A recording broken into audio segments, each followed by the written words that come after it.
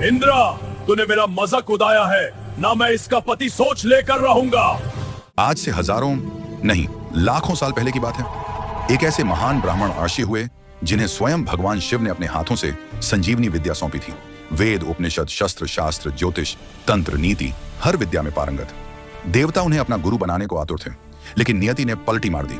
वही राशि जो देवताओं के गुरु बनने वाले थे, एक दिन देवताओं के सबसे बड़े शत्रु बन गए और बन गए असुरों के गुरु, दैत्य गुरु शुक्राचार्य। सबसे बड़ा सवाल यह है, इतने महान ज्ञानी ने देवताओं को ठुकराकर असुरों का साथ क्यों चुना? शिवजी ने उन्हें संजीवनी विद्या क्यों दी? क्यों कहा जाता है कि शुक्राचार्य शिवजी के पुत्र हैं? इंद्र की पुत्री जयंती आखिर दैत्य गुरु की पत्नी कैसे बनी? और सबसे हैरान करने वाला सवाल, जिनके पास मृत को जीवित करने की विद्या थी, वो अपनी जान क्यों नहीं बचा पाए? तो चलिए आज जानते हैं शुक्राचार्य की वो पूरी रहस्यमयी कहानी जो शायद आपको आज तक किसी ने नहीं सुनाई। सृष्टि के आरंभ में ब्रह्मा जी ने दो प्रजातियां बनाई, देव और असुर। शुरू में दोनों में कोई बैर नहीं था, लेकिन समय के साथ देवताओं ने छल कपट शुरू किया। समुद्र मंथन में अमृत केवल देवताओं को मिला, असुरों को धोखा मिला। और इसी अन्याय की आग में जन्म हुआ एक ऐसे गुरु का जिसकी बुद्धि से देवता भी कांपते थे। उनका नाम था नोचना। पिता सप्तर्षियों में से एक महर्षि भृगु, माता पुलोमा की जगह कुछ कथाओं में वाकाव्या, उशाना की माता कही जाती हैं, जो दैत्य कुल से थी। जन्म श्रावण शुक्ल अष्टमी को हुआ था। बचपन से ही तेजस्वी, वे अंगिरस आर्षि के आश्रम में पढ़ने गए। वहां दो सबसे होशियार शिष्य थे, एक अंगिरस पुत्र बृहस्पति, दूसरे भृगुपुत्र उशना शुक्राचार्य। शुक्राचार्य हर विद्या में बृहस्पति से आगे थे, लेकिन गुरु अंगिरस का झुकाव अपने बेटे की ओर ज्यादा था। एक दिन शुक्राचार्य ने पूछ ही लिया, गुरुदेव, मैं भी तो उतना ही परिश्रम करता हूं, फिर बृहस्पति को ही विशेष आशीर्वाद क्यों? अंगिरस जी मुस्कुराए और बोले, सब शिष्य मेरे लिए समान हैं। लेकिन शुक्र के मन को यह जवाब नहीं भाया। वे आश्रम छोड़कर गौतम महर्षि के पास चले गए। वहां उन्होंने ब्रह्म विद्या, औषधि, तंत्र मंत्र सब सीखा। जब शिक्षा पूरी हुई तो उन्होंने सोचा, अब मैं देवताओं का गुरु बनूंगा। इंद्रलोक पहुंचे। वहां बृहस्पति भी मौजूद थे। सभी जानते थे कि ज्ञान में शुक्राचार्य कहीं आगे हैं। फिर भी इंद्र ने बृहस्पति को चुना, क्योंकि बृहस्पति उनके घनिष्ठ मित्र थे। और तो और सारी सभा के सामने इंद्र ने अपमानित करते हुए कहा, तुम्हारी माता दैत्य कुल से है, हम किसी अर्धसुर को अपना गुरु नहीं बना सकते। बस यही एक वाक्य, एक ब्राह्मण अराश्य का हृदय चूर चूर हो गया। और उसी दिन उष्णा ने प्रतिज्ञा ली, जिन्होंने मेरा अपमान किया, मैं उन्हीं का सबसे बड़ा शत्रु बनूंगा। वे सीधे पाताल लोक पहुंचे। दैत्यराज ने उन्हें सिर झुकाकर प्रणाम किया और कहा, हे भृगुनंदन, यदि आप हमारे गुरु बन जाएं, तो कोई देवता हमारा बाल भी बांका नहीं कर सकेगा। शुक्राचार्य मुस्कुराए और बोले, देवताओं ने मेरे ज्ञान का अपमान किया है, अब यही ज्ञान उनके अहंकार को चूर चूर करेगा। उसी दिन से वे बन गए दैत्य गुरु शुक्राचार्य। अब शुरू हुई असली कहानी। शुक्राचार्य ने असुरों को अस्त्र शस्त्र, नीति, युद्ध कौशल सब सिखाया। हिरण्यकशिपु, हिरण्याक्ष, प्रहलाद, महाबली सब उनके शिष्य बने। असुर इतने शक्तिशाली हो गए कि इंद्र का सिंहासन डोलने लगा।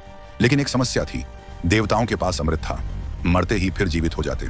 असुर मरते तो हमेशा के लिए। शुक्राचार्य ने ठान लिया, मुझे वह विद्या चाहिए जो मृत को भी जीवित कर दे। और वह विद्या केवल एक ही व्यक्ति सिखा सकता था। भगवान शिव शुक्राचार्य हिमालय पर गए। एक विशाल पीपल के पेड़ की डाल से उल्टा लटक गए। नीचे पंचाग्नि जलाई। हजारों वर्ष तक सिर्फ धुआं ही श्वास के रूप में लिया। उनका तप इतना प्रचंड था कि उसकी ज्वाला स्वर्ग तक पहुंच गई। इंद्र घबरा गए। उन्होंने पहले सुंदर अप्सराएं भेजी, कोई असर नहीं। फिर प्रचंड आंधी तूफान, शुक्राचार्य टस्से से मस नहीं। अंत में इंद्र ने अपनी पुत्री अजंतीमान को भेजा। जयंती ने सारा सौंदर्य और माया का प्रयोग किया, फिर भी असफल। अंत में उसने हार मान ली और अग्नि में विष मिला दिया। धुएं के साथ विष शुक्राचार्य के शरीर में गया। खून की धाराएं बहने लगी। फिर भी उन्होंने आंख नहीं खोली। हजारों साल बाद भगवान शिव प्रकट हुए।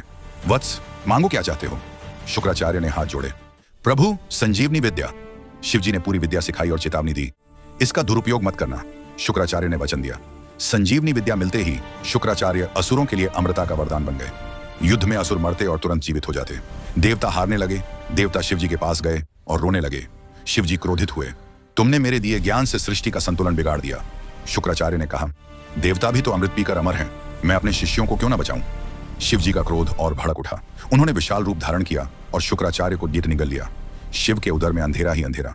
शुक्राचार्य लाख प्रयास करते रहे, बाहर नहीं निकल पाए। अंत में उन्हें एक रास्ता मिला। वे शिवजी के वीर्य शुक्र के रूप में बाहर निकले। शिवजी को जब पता चला तो वे त्रिशूल उठाकर दौड़े।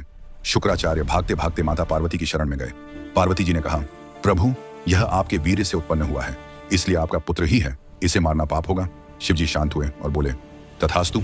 तब से शुक्राचार्य शिवपुत्र जाट कहलाए और उनका नाम ही शुक्रमाटन, वीर्य से शुक्राचार्य पड़ा। अब आती है जयंती वाली कहानी। जयंती को अपनी गलती का पश्चाताप हुआ। वह शुक्राचार्य के आश्रम में सेवा करने आई। धीरे धीरे उसे उनसे प्रेम हो गया।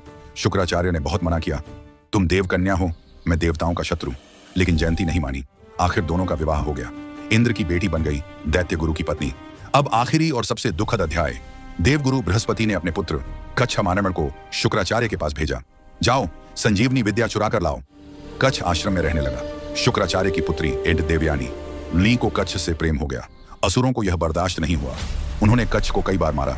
हर बार शुक्राचार्य ने उसे जीवित कर दिया। आखिरी बार असुरों ने कच्छ को जला दिया और राख शुक्राचार्य को शराब में मिलाकर पिला दी। देवयानी फिर रोने लगी, पिताजी कच्छ को वापस लाइए।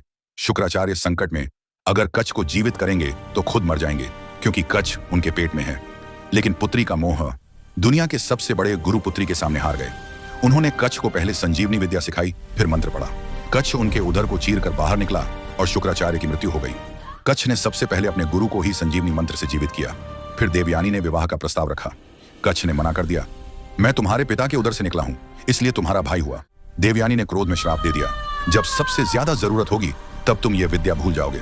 और सचमुच आगे चलकर कच्छ ये विद्या भूल गए। तो मित्रों, एक ऐसा गुरु जिसके पास मृत्यु को भी हराने की शक्ति थी, वह अपनी पुत्री के मोह में अपनी जान दे बैठा और फिर भी अमर हो गया, क्योंकि उनके शिष्य ने उन्हें वापस जिंदा किया। शुक्राचार्य आज भी ज्योतिष में शुक्र ग्रहण के देवता हैं। देवता और असुर दोनों ही उन्हें पूजते हैं, क्योंकि वे साबित करते हैं कि ज्ञान से बड़ा कोई धर्म नहीं और अपमान का बदला कभी कभी सृष्टि का संतुलन तक बदल देता है। अगर आपको यह कहानी अच्छी लगी हो तो वीडियो को लाइक करें, चैनल को सब्सक्राइब करें और घंटी दबाना ना भूलें। कमेंट में जरूर बताइएगा कि अगली कहानी आप किस पौराणिक चरित्र की सुनना चाहते हैं। मिलते हैं अगले वीडियो में। जय श्री महाकाल। हर हर महादेव।